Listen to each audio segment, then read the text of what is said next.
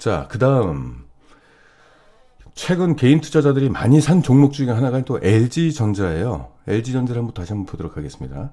LG전자 다 아시다시피 생활가전, 이동통신 단말기, 자동차 부품 쪽, 카메라 모듈 쪽 이런 쪽 사업을 좀 영위를 하고 있죠. 보시면은 네 그래도 매출에 대한 편차는 크게 없고요. 꾸준하게 되는데 다만 좀 이게 각도가 성장률에 대한 각도가 살짝 좀 아쉽네요. 그죠? 영업이익률은 4%로 좀 낮습니다. LG전자는 좀 수익성을 좀 높일 필요가 좀 있어 보입니다. 향후 3년간 매출 성장률이 약 3%, 영업이익 성장률은 7%로 좀 다소 낮습니다. 네, 일단 뭐 LG전자도 개인 투자자들이 굉장히 많이 알고 있는 브랜드이기 때문에 일단 뭐 매수하신 걸로 좀 보고 있는데 분기 실적을 좀 보시면은 이게 1분기 실적이 일단 발표가 됐어요.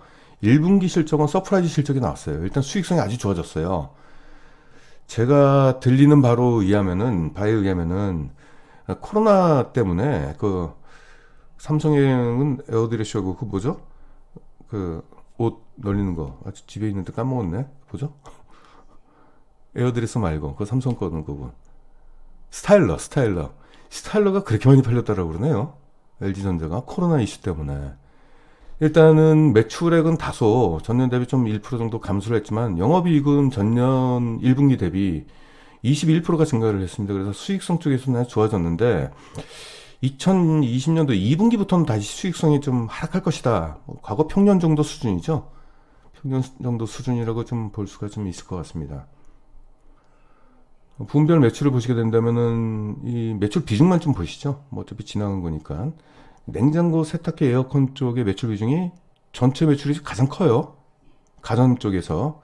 그리고 TV, 모니터, PC 쪽은 매출 비중이 25%. 이동 단말기. 얘들이 지금 이 휴대폰 쪽이 문제입니다. 이거 어떻게 정리를 하든지 어떻게 해야 될 것 같아요. 이게 매년 이래요, 매년. 매년 안 좋아요. 자동차 부품은 그래도 굉장히 고성장을 지금 하고 있습니다. 전반적으로 가전 쪽에 강점을 두고 있고요. 이제 자동차 쪽에서의 이제 신성장이 나오고 있는 모습이 좀 보이고 있습니다.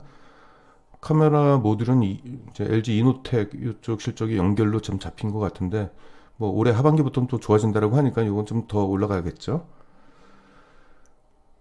자, 지난해 실적을 한번 보시면은 매출은 2%가 증가했고 영업이익은 네, 10% 정도 역성장을 했습니다. 삼성전자는 아까 50% 이상의 역성장을 했는데 그건 어디까지나 그 반도체 이슈 때문에 그런 거고 반도체가 없는 LG전자 쪽에서는 10%의 영업이익 감소는 좀 다소 아쉽네요. EPS를 보시게 된다면 네, 지난해 4분기 굉장한 적자가 좀 나왔고 올해 이제 1, 2, 3분기가 이제 추정 실적인데 뭐 지난해 실적하고 큰 차이는 좀 없어 보입니다. 이게 좀 잠시만 계산해 볼게요.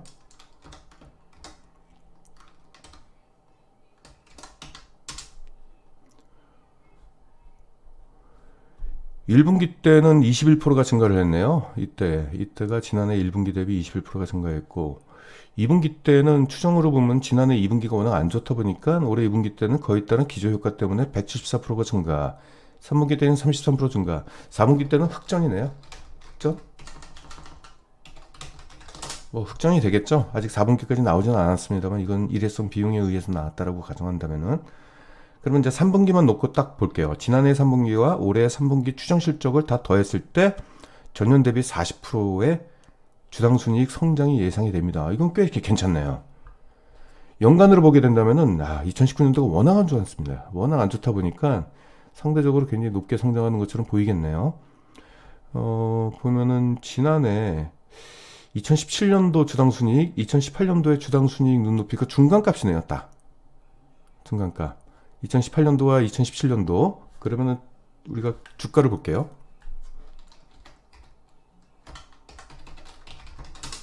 2017년도와 2018년도 한 요 정도가 고점이었네요. 요 정도까지 올랐죠. 지금 주가는 여기 있고 그러면 향후 2017년도 이때가 가장 고점이었으니까 우리가 기대할 수 있는 주가 상승은 한 45만 원 정도?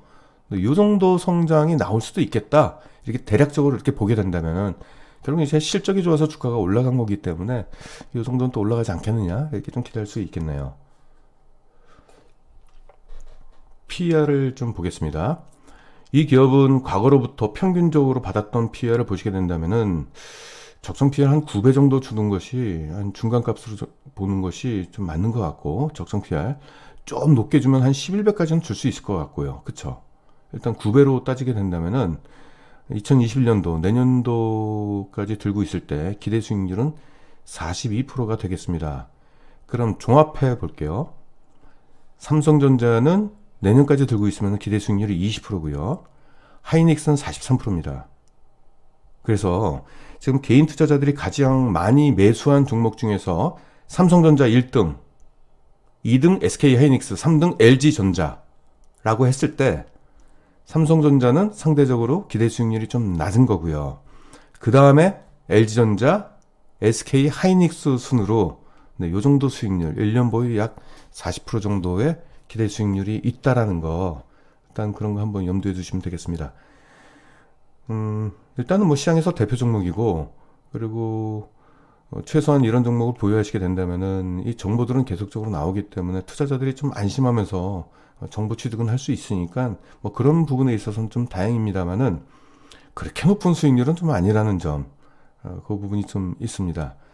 근데 어떻게 보면은 또 이제 다른 언택트 종목들도 주가가 떨어지지 않았기 때문에 주가가 올랐죠. 그래서 실적 성장에 따른 기대 수익률을 봐더라도 한 40% 정도 수준에서 왔다 갔다 하는 걸 보면은 나쁜 거는 아니라고 좀 봐요.